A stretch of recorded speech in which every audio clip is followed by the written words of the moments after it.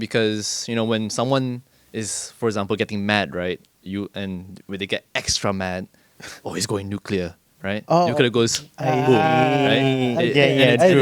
And it's like True. that kind of sets in like a bad precedent to nuclear, as shown in history as well.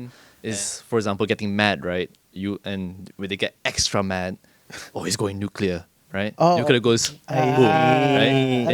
True. And it's like True. that kind of sets in like a bad precedent to nuclear, as shown in history as well. People are afraid of what they don't know,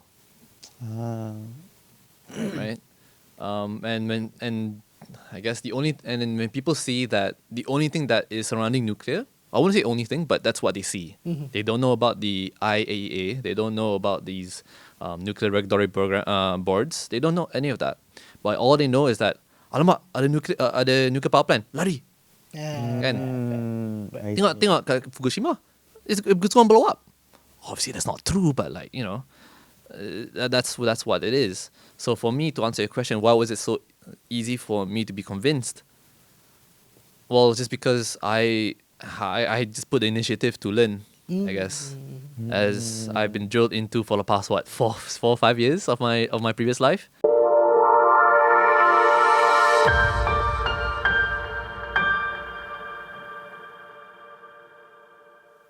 Assalamualaikum and good day everyone. Welcome to episode 9 of Teori Episteme Tap Talks. Joined with me, Dr. Muhammad Abdullah. And me, Muhammad Afizul, Ishraf. And in our last few episodes, we have called out to a lot of people, to the public basically, who are not in the nuclear field. And can say our prayers were answered. We are able to secure someone who was not from the nuclear scene and who has now transitioned into the nuclear scene in and of itself. Please give a warm welcome to Saiful Rahman, our guest today. Hi, how are you guys? Thank you so much. Pleasure to be here. Okay, so alright, so Saiful, you were a chemical engineer, if I'm not mistaken, yes? Yes, absolutely. Yes. Okay, so real briefly, so the audience can have an idea of your background. Can you please introduce yourself, please? Okay, so once again, my name is Saiful. My co-workers call me Simon. So whichever you guys want to go for, that is my name. I graduated with a bachelor's in chemical engineering from Australia, Curtin University. And before that, I was inducted into a sort of ESG role in a consulting firm somewhere down in Abdullah Hukum. And I think, and that's currently where my background is at. We do dabble in a bit of that nuclear tech in chemical engineering, but not a whole lot as compared to you guys, obviously. Oh, you still touch a bit, ah? Just a slightly, understanding what the laws of radiation, that sort of also lead into nuclear for a little bit. But obviously, I was skeptical at the time, but I kind of went along with it. I see. So technically, the word that I heard just now was skeptical, which yes. is a very interesting word. Yes. Okay, so that's interesting, which leads us to our first opening question, basically.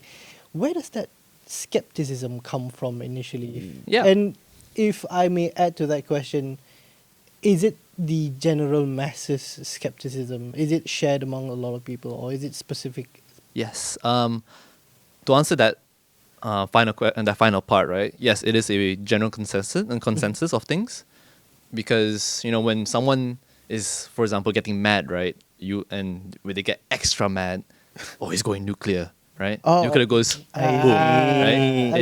True. And it's like True. that kind of sets in like a bad precedent to nuclear, as shown in history as well.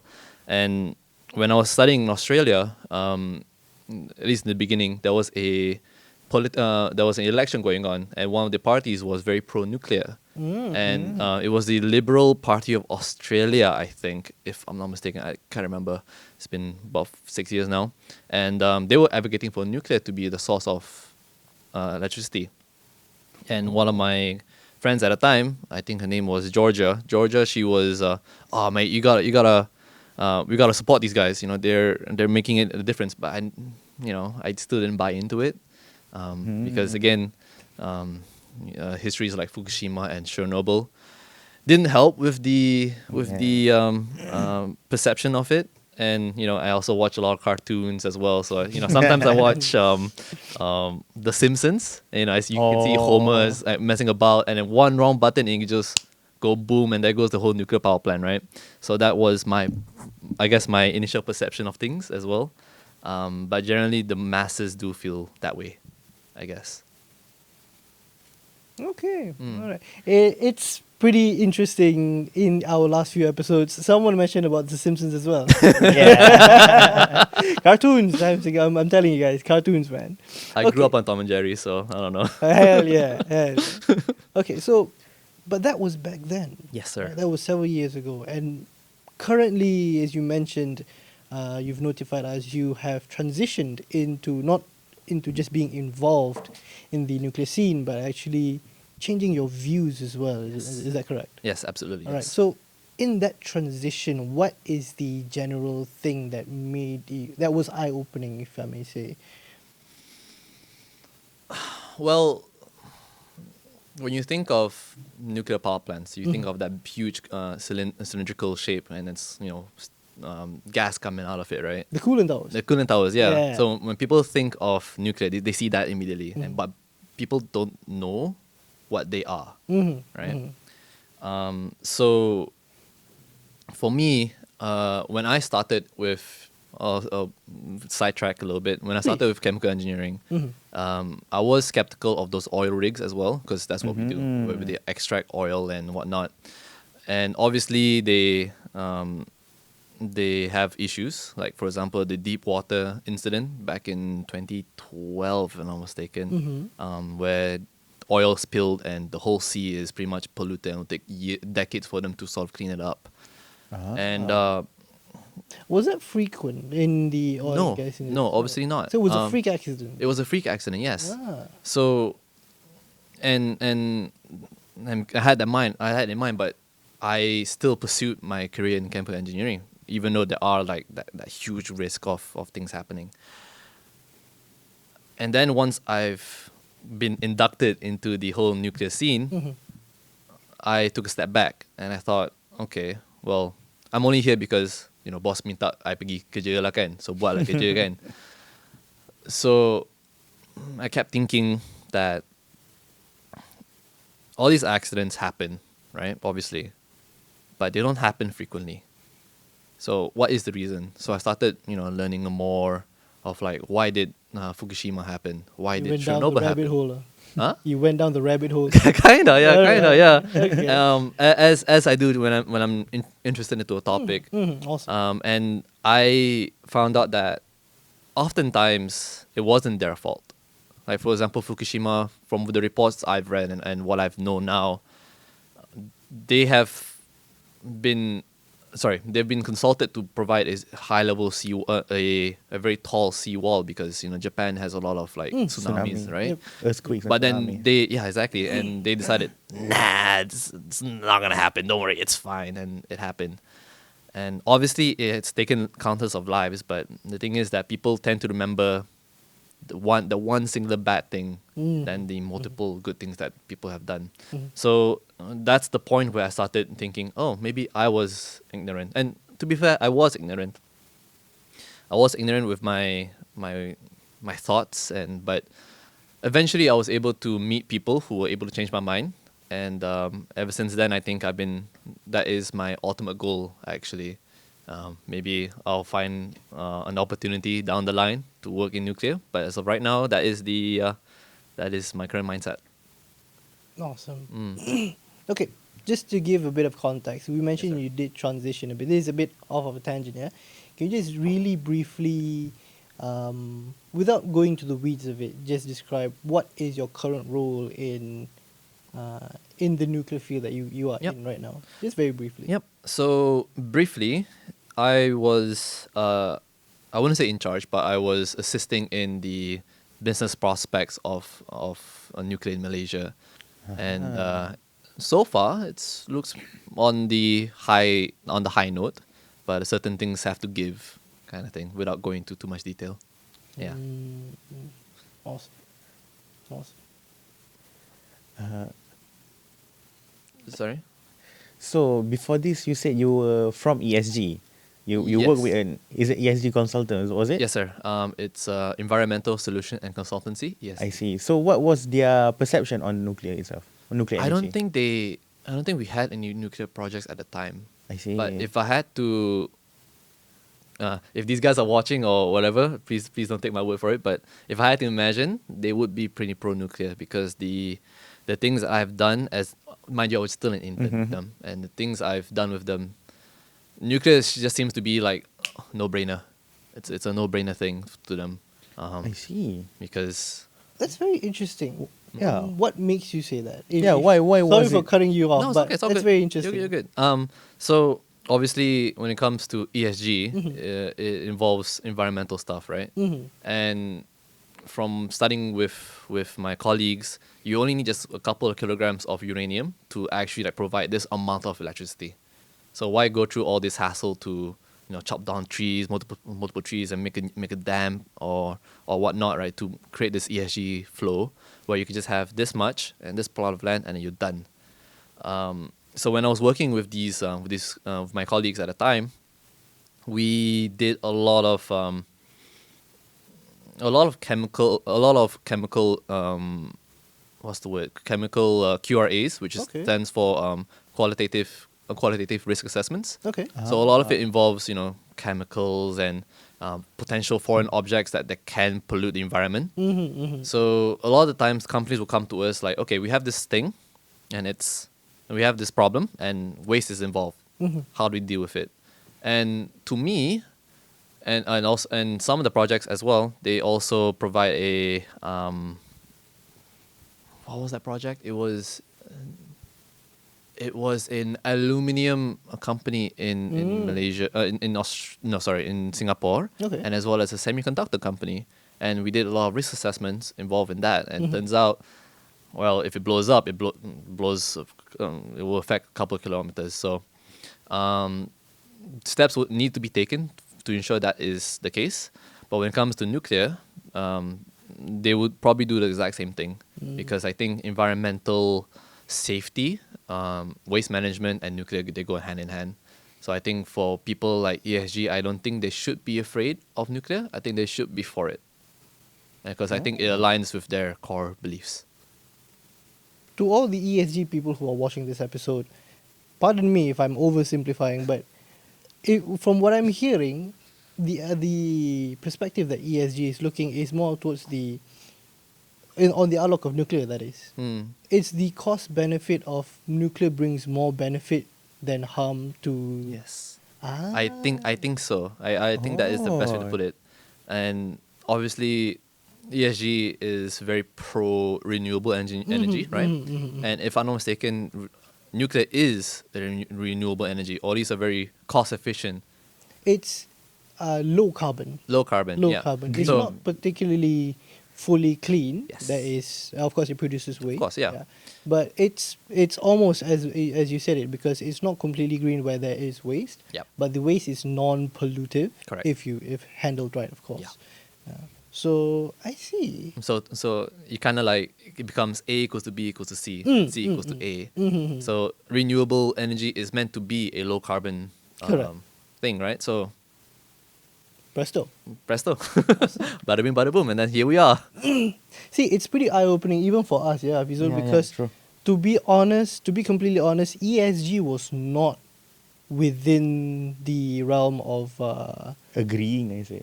Maybe? not necessarily agreeing, but back in when we were studying or when we would Yeah, we entered this our current line of field of work, ESG was pretty foreign to us. Yeah, true. What was it for to you guys? It's kind of like baru banyak, how to say, baru banyak dengar. Betul. Before this, it's very, orang tak cakap sangat pasal ESG ni. Betul. Just I can't remember since when, but this few years back baru orang start cakap pasal ESG.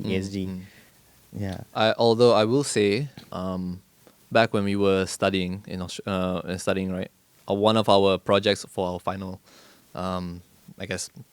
final projects of our semester or our career, some students were tasked to to simulate and produce green hydrogen, for example.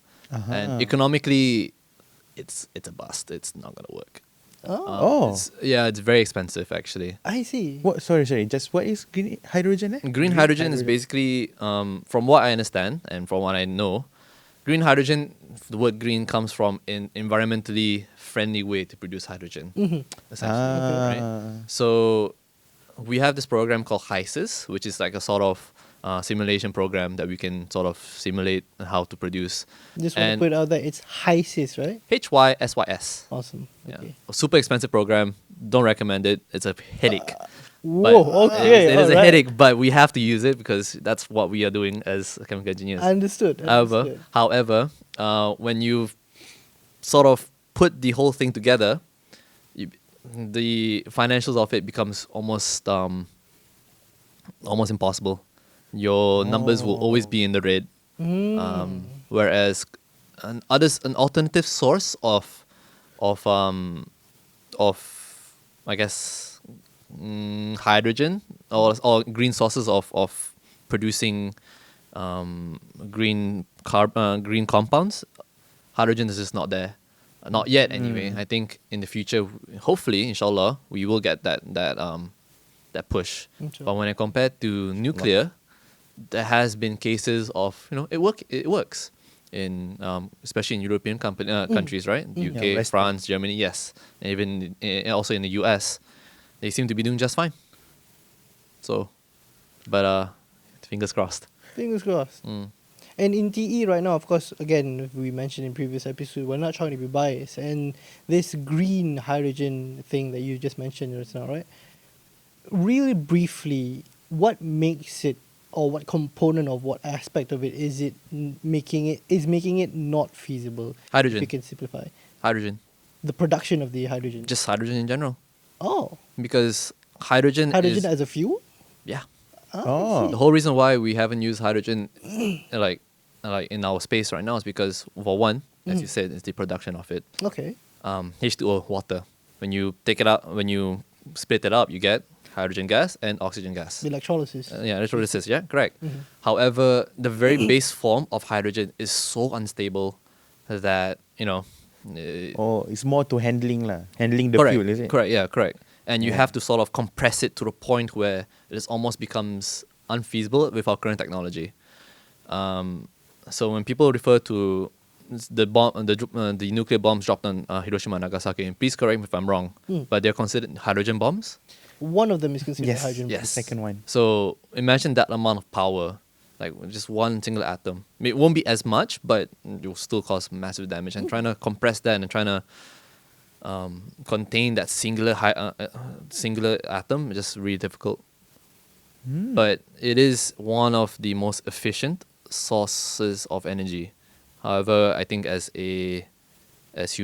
currently as we stand right now, memang kita tak ada chance lah untuk. Not yet, is it? Oh yeah lah. I see. I think it's fair for me to say, because this is speaking personally, the idea of using hydrogen as fuel is pretty new to some people. Correct. Yes. And if I'm not mistaken, Hafizul, we've had a long conversation about hydrogen energy, right? In fact, you are now a graduate. Yeah. Congratulations, Hafizul. A graduate On the way. in solid oxide fuel cells. Fuel cell. No, Fuel it's not cells, solid. sorry. Fuel cell. Fuel cells, yeah. So can you just really briefly explain a bit as well, building off of what? I Saiful would actually like to know mentioned that. as So well. yeah, fuel cell ni dalam Malaysia it's not really new, tapi dia recently, I think was last year, kerajaan dah start serious for this hydrogen. Saya rasa ramai orang dah tahu juga, dah pernah dah dengar pasal hydrogen economy. And something yang selalu kita dengar dalam berita. So ini adalah salah satu inisiatif kerajaan nak cuba percepatkan kemasukan tenaga hidrogen. Betul. So fuel cell ni ataupun tenaga hidrogen ni dia ada dua cara untuk menghasilkan elektrik. Satu adalah dengan combustion, pembakaran hidrogen. Betul. Dan lagi satu adalah dengan fuel cell. Mm. So fuel cell ni adalah something yang sangat menarik sebab dia technically hanyalah bila kita pisahkan hidrogen dengan hidrogen, dia akan keluarkan satu elektron. So apa yang sistem ni buat adalah just dia ambil je elektron tu untuk jadi elektrik. Then kenapa benda ni menarik adalah sebab ni adalah salah satu sistem yang dia punya byproduct ataupun hasil dia adalah elektrik dan air. So maksudnya sangat bersih lah technically sistem ni. Cuma dia currently dia masih, let's say, less mature. It's getting there, but it's still less mature. Correct, yeah. Which is interesting. So, yeah, sebab one of the hydrogen, waktu saya belajar pun, one of problem dengan hydrogen ni is actually containment. Betul. Handling it is too difficult. Can I say too difficult? Susah lah. So, one of the macam, sebenarnya kita dah ada hydrogen vehicle. Dalam Malaysia dah ada banyak dah. Oh, really? Cuma problem dia is fuel dia, which is one, it's hydrogen, dia belum air lagi. So salah satu punca hydrogen adalah air. You mentioned just now, betul. And very very something yang memang diorang tengah cuba buat. So before this, diorang buat guna hydrogen.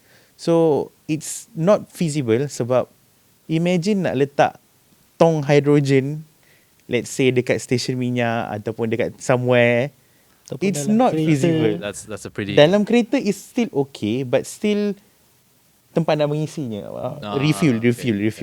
I mean, kalau kita tengok safety hazards pun, a hydrogen tank in a moving vehicle pun ada introduces some safety hazards ke yang itu dah di negated dalam design? Dia technically sebenarnya hydrogen ni it's not gonna terbakar. It's just dia tak boleh terbakar by itself.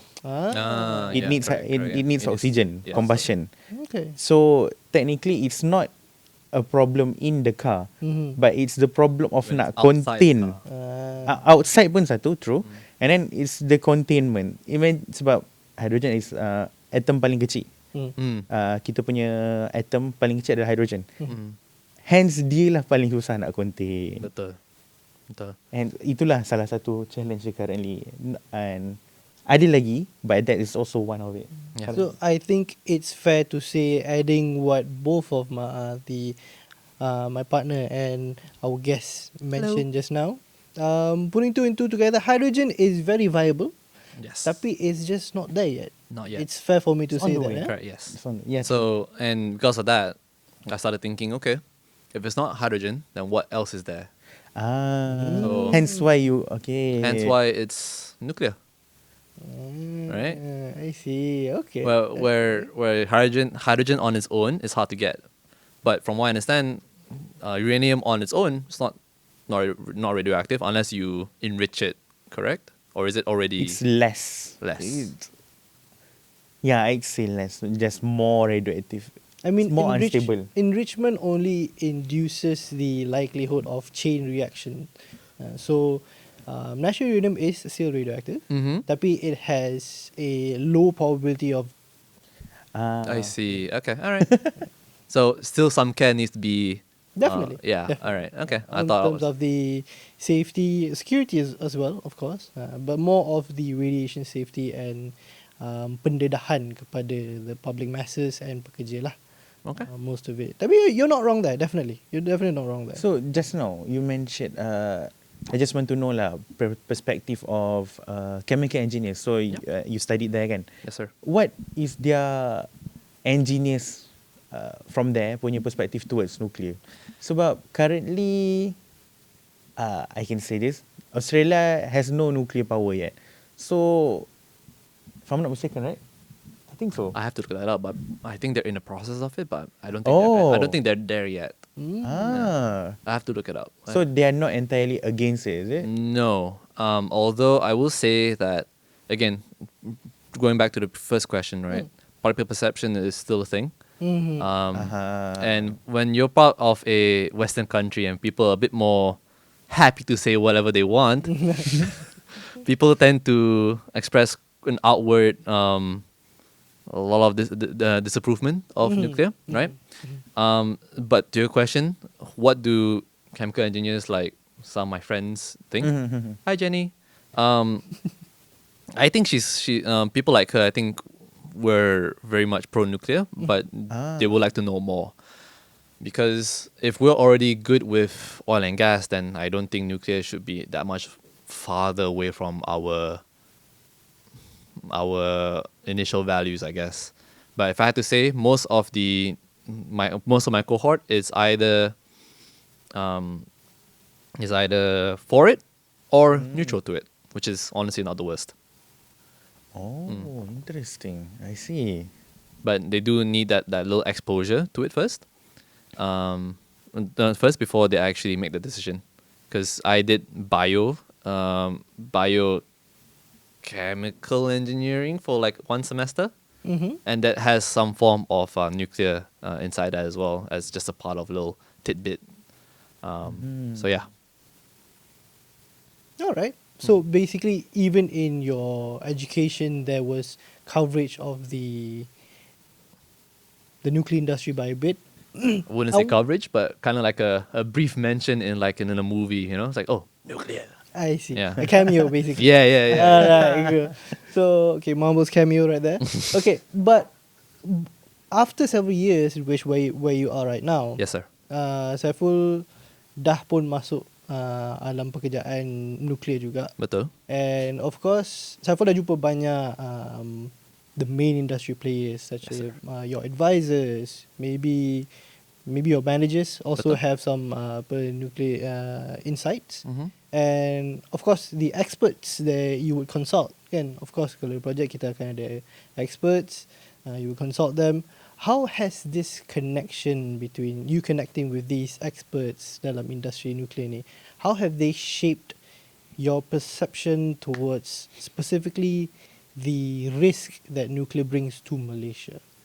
Oh, If I okay. can- if Well, I in that aspect, I think the risk, I would say. And of course I'm saying I'm keeping it general because risk ada banyak. Betul. Risk memang ada Betul, banyak. betul. So answer the one that is most relevant to you. Like in Oh, that's a big sigh right there. yeah. When I think of risk, I obviously the risk of it going kaboom. That's one, right? But with talking to these professionals and experts, right? It does lower my stress level, if you want to put it that way, right? Cortisol going low. yeah. And the thing with nuclear, sebelum ni kan, Mm. I just assume that okay, I'm in this project, I don't know anything. I will act like I don't know anything. I will learn my best. I'll learn what I can. And then so far, Hana cakap risiko tu dia macam memang tak boleh hilang, Okay, of course. but you can mitigate it. You can mitigate it. And when you can mitigate it to a level of, I'm not sure about you guys, but in chemical engineering we do this assessment called HAZOP, hazard operational analysis, HAZOP, and in it you have your risk matrix, right? You know, for example, the risk of nuclear power plant blowing up in this case, risk is high. So mitigation, you do X, Y, Z, and then risk goes down to medium. But obviously that's not enough. Medium is not enough. So you want to go down to make it in to the point where it becomes insignificant. So talking with those said experts and advisors, I wouldn't say it quelled my stress level, I would say, but I would mention that they provided me this new perspective where I can start thinking in multiple bit more nuance, I guess, if you would say. And overall, I think for the most part it does help, I think. But again, when it comes down to public perception, susah nak convincekan diorang. Memang susah. Because again, they probably watch Homer Simpsons going around with that nuclear power plant, right? So it's not gonna help. Tapi it's very interesting you transition from the experts convinced you and quickly you switch to convince the public is going to be difficult. So there is a bit of I won't say contradiction, definitely it's not a contradiction, tapi of course it's easy to talk to one person Betul. as compared to talk to the public, the masses Betul, kan. betul. So from your point of view kat situ, what is the kink kat situ?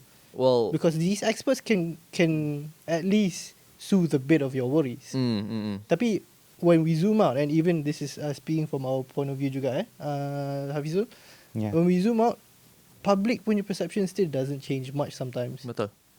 So from your point of view, because you already been in the industry, what is the kink that you can identify from your point of view? Okay. Of course. Well, there's two.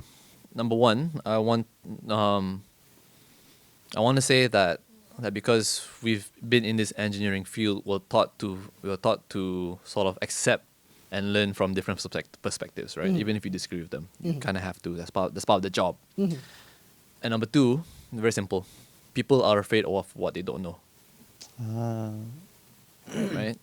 And I guess when people see that the only thing that is surrounding nuclear, I wouldn't say only thing, but that's what they see. They don't know about the IAEA. They don't know about these nuclear regulatory boards. They don't know any of that. But all they know is that, alamak, ada nuclear power plant, lari. Kan? I Tengok kat Fukushima, it's going to blow up. Obviously, that's not true, but that's what it is. So for me, to answer your question, why was it so easy for me to be convinced? Well, just because I just put the initiative to learn, I guess, as I've been drilled into for the past 4 or 5 years of my previous life, just learning and finding out different perspectives, and it's always good to just learn from what you don't know. You may not agree with it by the end of it, but if you can learn from it, then what's the harm? So it's just like another Tuesday to you, just a new engineering branch. Like, Well, I wouldn't say every Tuesday. I would say every fortnight or like every month, or once in every blue moon kind of thing. Because I'm a lazy guy. So I see. So it all boils from what I can digest from what you're saying. It all boils down to the personal capacity and what's that Malay word? motivasi. Motivasi. You're just direct translating me, man. that is the word, no? Boleh lah. Self punya. Oh my god. Confidence. Not self-confidence. Self-initiative. Initiative. There we go. Ya Allah, susahnya nak keluar. Yeah, good lord. Initiative, bro. So I see. It's more towards the self-initiative. Okay. But again, That's fair. with recent climate happening, especially with the recent RMK, I think there was a bit of backlash of like, kenapa kita buat nuclear kan? Bukan nuclear tu bahaya ke? I think that is one from what general masses are feeling. But I think that it is the correct steps into the right direction, which I think leads into the point into safety, I think. And just like during COVID, before you enter a building, you gotta scan your temperature. You gotta wash your hands. You gotta sanitize and sanitize everything. So, and when we do get a nuclear power plant, inshallah, all of the safety regulations are followed to help quell the fear. Sometimes you need the more dangerous I guess it is, the more precautions you have to take, and to the point where it becomes not dangerous anymore. Definitely, Yeah. 100%. Awesome. Alright, so we have established the, if I may say, the ground knowledge. Yep. Alright, so let's start looking forward now. Mm-hmm. So it's awesome because you were involved with the ESG side, right? Yes, sir. So now let's look forward. Of you, man. How do you see the adoption of nuclear power in Malaysia could Benefit. impact Malaysia? Impact, benefit, dan segala sinonim yang sebab ada dalam technically bahasa ni. kan kita tengah dalam energy transition kan. Betul. Kita Correct, nak betul. going towards low carbon emission punya energy source. So dari situ, what is your perspective macam nuklear ni, let's say, bagus tak untuk Malaysia ataupun dengan how, and then kita sambung extra is macam mana dengan progress Malaysia sekarang? Okay, good question. When you look at the energy mix in Malaysia, obviously we're trying to push for solar, hydro, and unfortunately, there's not a whole lot of wind. Yeah. Right? Yeah, yeah. Unfortunately. That's the problem. So we have air dengan matahari. But when you look at it, when you look at the whole thing, the whole pie chart, a lot of it comes from gas and coal. So coal obviously produces quite a lot of negative side effects. Sulfur dioxide, sulfur dioxide. They produce a lot of sulfur dioxide, right? Which is, I don't have to tell you this, which is harmful for the environment. But it is our main sources of energy, of electric energy. But by adopting nuclear, that means we can rely less on coal. And in terms of gas, I would say there is a prospect for that. I will say that. I think gas is a very good source. However, again, there's still that production or that's byproduct that people are scared of. And again, gas can run out. Yeah, Right? true. Gas can Not run renewable, out. yeah, And yeah. coal can also run out. So when it comes to nuclear, again, having that kilogram of uranium seems fine. Like and I want to ask you guys as well, how much nuclear? How much uranium are there in the world that do we have to worry about a shortage of uranium? Or is it something that we can sort of see ourselves using for the next few hundred years? Oh, Mm. that's a great question. Fizul, you wanna have a crack at this question first?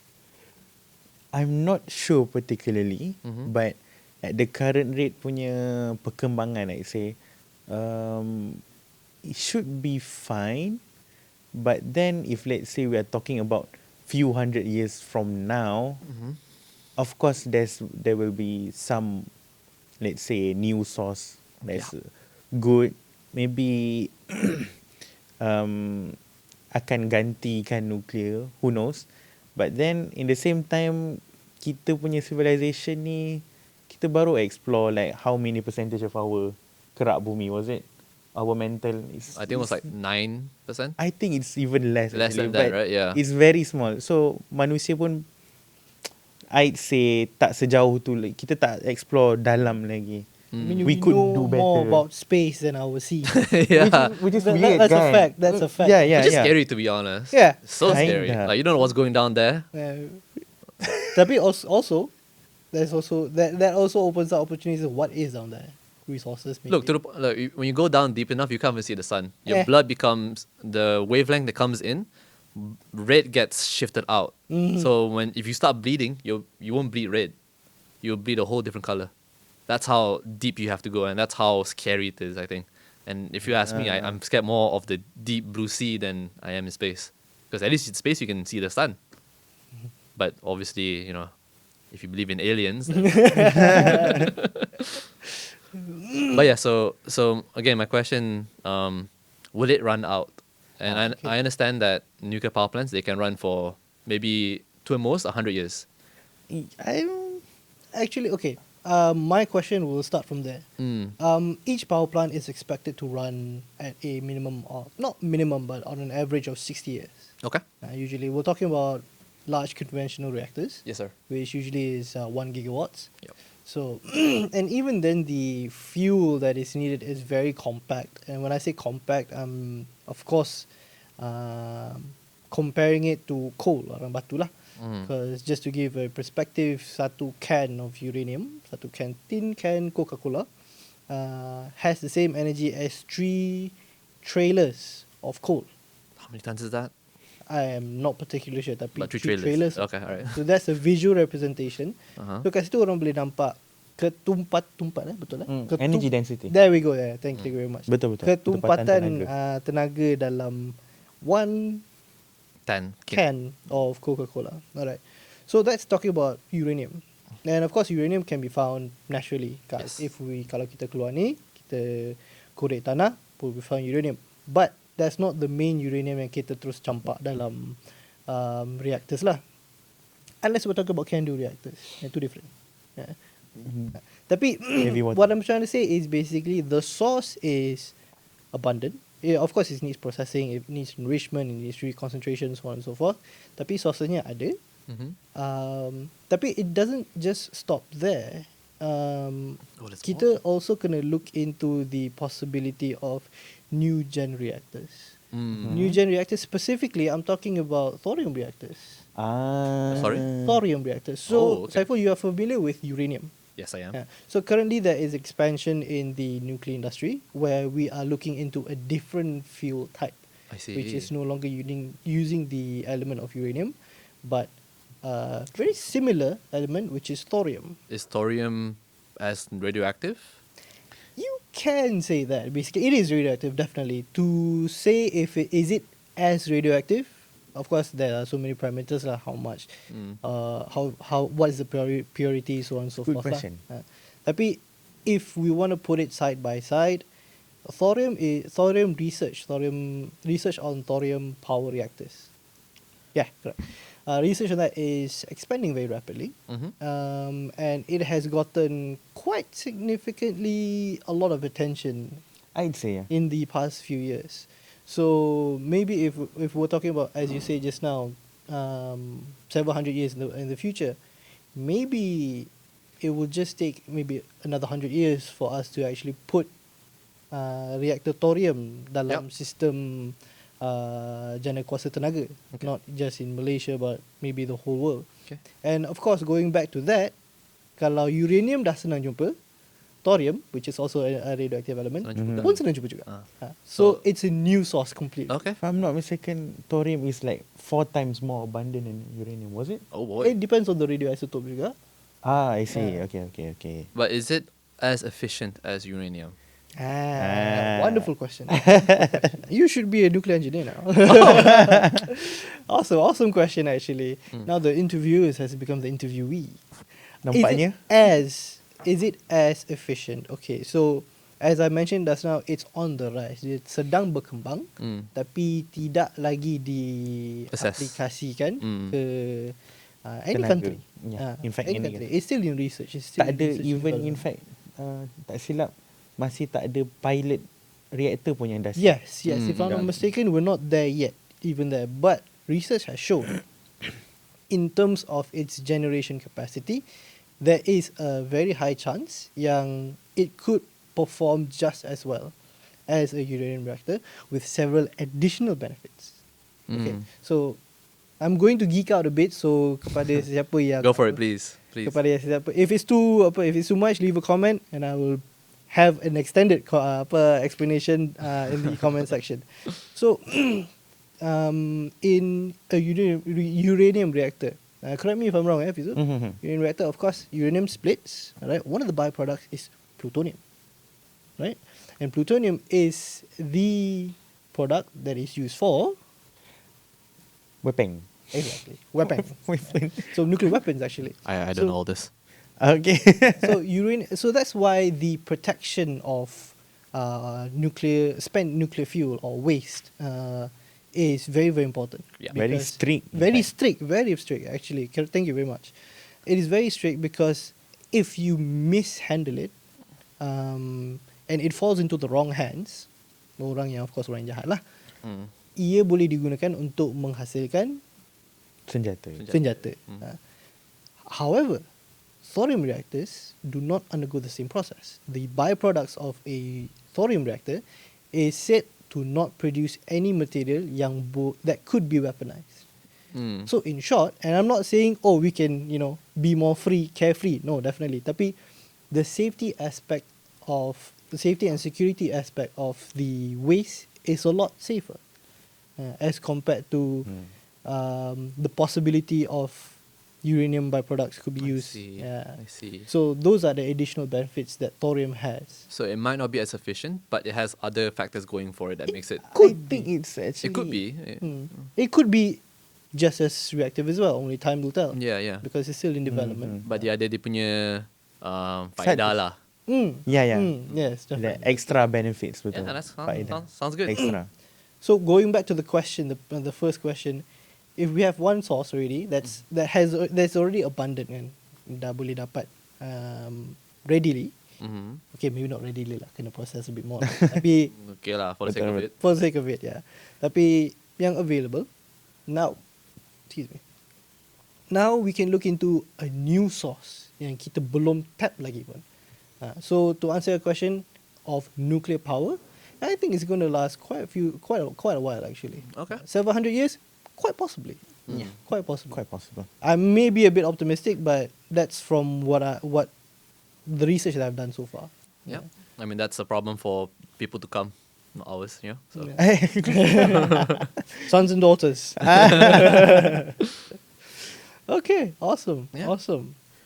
Oh, also, I think Hmm. the quick little tidbit. I'm Please. pretty sure in high school, masa tingkatan 5 kan, kita Uh-huh. ada belajar pasal nuclear fission and nuclear fusion. Mhm. And I don't think it struck to me that was nuclear at the time. Oh, really? I don't think it did. Mm. It might have struck me as nuclear, but it didn't come to me as nuclear. I see. But there is a short topic at the end of that just delves slightly into nuclear fission and nuclear fusion. But that's about it really in physics. That's all. That's what they learn lah. But now diorang punya syllabus is quite bagus lah. They might have changed, yeah. Yeah, it does. Yeah. And now student dah di-expose kepada pasal tenaga ni is way early, which is around if I'm not, form 3 diorang dah start belajar pasal tenaga ni, which is good. My Oh, opinion I'm is good. jealous. Kan. Before this kita belajar way late.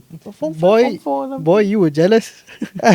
Right, you guys are older than me. I forgot. You're talking to a dinosaur here. Apparently now they're learning about taxes and whatnot. Yeah, which is amazing kan. What? Waktu kita dulu tak belajar. Ada boy, bro. Kita kena belajar sendiri. Wow, that's good lah. Actually, it's Good for very them. Good for them. Good for them. True, good for them. Good for It's a them. bit heavy, but still very beneficial. Very beneficial. Yeah. True. I can't say it's heavy though. But okay lah. I know, I haven't- Depends perspective. I haven't looked into the syllabus. I don't know either. I don't know. Okay. Okay, all right. So going back to the main topic of the transition from you, Mm-hmm. chemical engineer, you're into the nuclear scene. In the communications that you've had with everyone basically, with either client ke, dengan the experts ke, Mm-hmm. during the communication tu ada tak yang you think is people are people are hushing it, macam there are some topics yang people are just skipping either intentionally or unintentionally. Are these people that I've talked to, or like the public perception? Let's keep it general. Let's keep it all. Okay. Either the experts or when you talk about the public, right? Is there any striped tape over some topics, or do you think right now Malaysia or Malaysians are just more open to talk about nuclear more openly than they were before? Never thought about it that way actually. Because while you're thinking, I think it's fair for us to say back in our day. Again, you're talking to a dinosaur here. Back in our day, like conversations are pretty difficult to sustain. You can talk about it, but True, once true. we dive into specific aspects, people will just say, let's not talk about that. Let's Betul. focus on these aspects. Mm. One of those topics would be, I think, with regards to the regulations Mm-hmm. back in the day. Vizul, if you can correct me, the regulations, and in terms of waste. Yeah, waste sentiasa sensitive. Waste has always been sensitive. Yeah. Mm. So from your point of view, are those perspectives still valid? Ke dah lapuk dah? I want to say I don't know. I don't think I have the confidence to tell you that I know. Mm-hmm. So, but I will say that from the conversation that I've had, Yes. there weren't any red tape. I Awesome. think for me, my advisors and people that I talk to, they're quite open. Mm-hmm. However, good. that's just me. Kalau orang lain, tak tahulah. Kan? So, that is a question that I don't think I can answer lah. It's a perspective. Fair. It's an Yeah. opinion question. Fair. But if you say, from your opinion, right? Mhm, In yep. your opinion, you don't see any red tape, then that's a good indication already. Yeah, betul. Yeah. Yeah, that's actually People are transparent then. Yeah, but And that's good. But it can also just be that I'm a bit more open to different ideas than most people. It could we be, can yeah. say that too. Maybe you can tell me the sky is red one day. I'm like, oh, okay, yeah, sure. Sure, you know. If you say so, buddy, you're a doctor. I'm not. So what would I know? I mean, I trust your eyes are good, so yeah. But Awesome, again, to try to answer that question again, I will say that I don't know. Mhm. But if you're talking about the general sense of um, saying the government, like not want to say the government, but like people talking about it and they're keeping that they're not telling the whole truth essentially, right? I do think there is an element to that Mm-hmm. because I think people would be scared regardless. However, again, I don't think I can comment on that because I don't really know. Fair. Apologies, Fair. guys. Sorry. No, it's fair. It's fair because at the end of the day, okay, again, this is a two-way discussion and it's an opinion. So Betul. that's why that's why we are so happy to have you here because Betul. we would love to have the perspective of non-nuclear people. In the Yeah, past yeah. few episodes, I think Betul. 8 episodes, right? Yeah. Orang nuclear lah, basically. Semua nuclear. Of course, we have our personal biasness because Ya, as kita orang a- memang yes, bias. Sebab yalah been Been in doing the so field. long, yeah. Ya, dah lama kan dalam field ni. Of course, kita punya perspektif a bit biased. So bila dapat someone from outside is actually very refreshing because Yeah. there's more things we need to know macam you mentioned just now.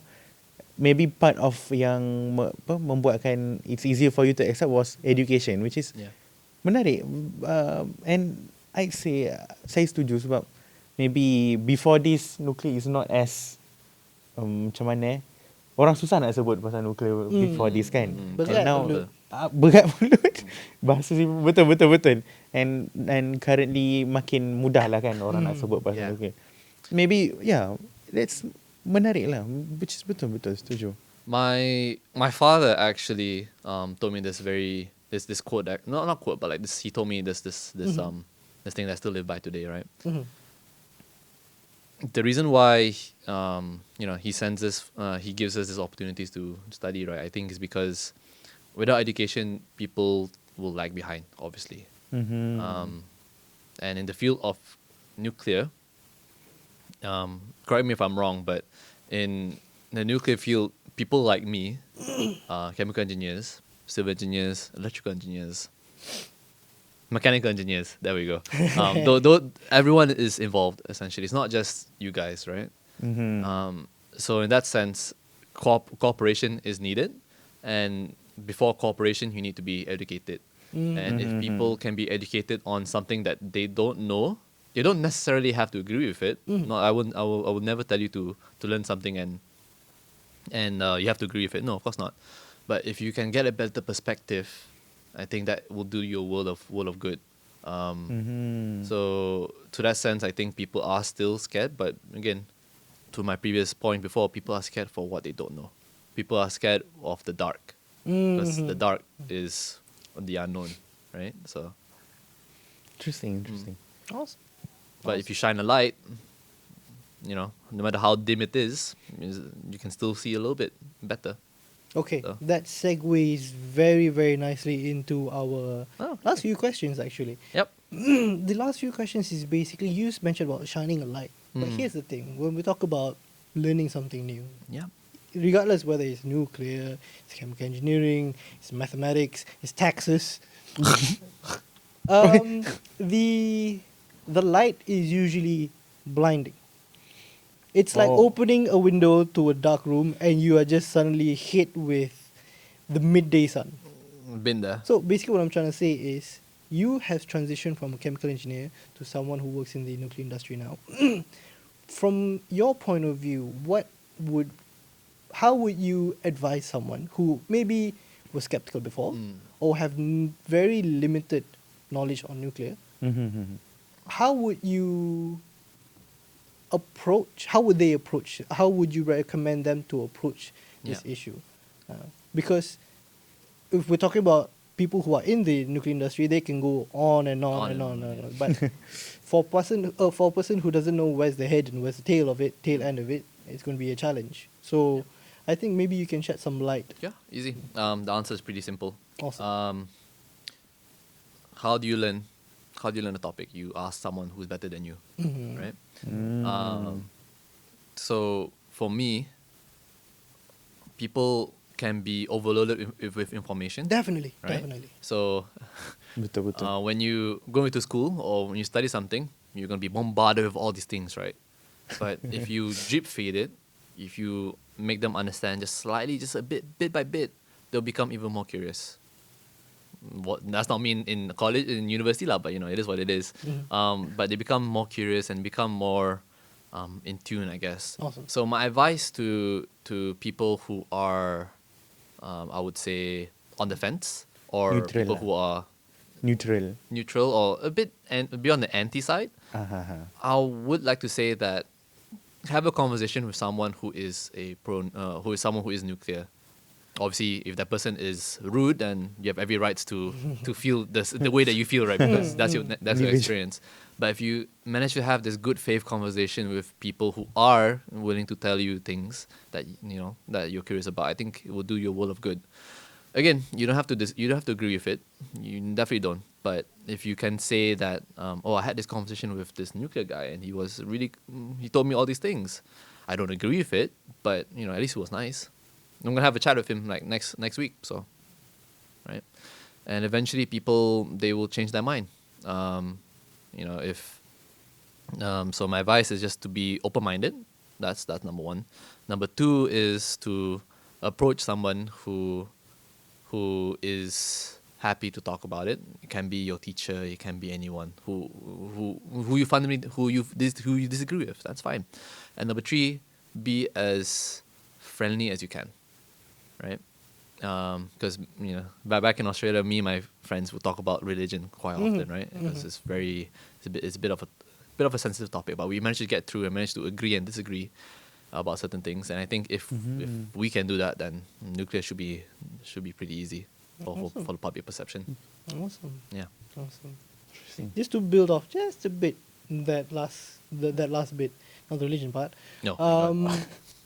You mentioned talking to people, right? Yeah. From your point of view, which aspect of nuclear? Because of course, looking for the experts is good, but you need to come in with a specific something to ask, right? Yeah. So from your point of view, what is the best entry level question? Yeah. Does that make sense? Yeah. No, I agree. Like, Boleh lah. so if you ask me, Please. my question is my question to us. Let's say you, for example, you're the guy who's not so keen on nuclear. I would say, what are you scared of?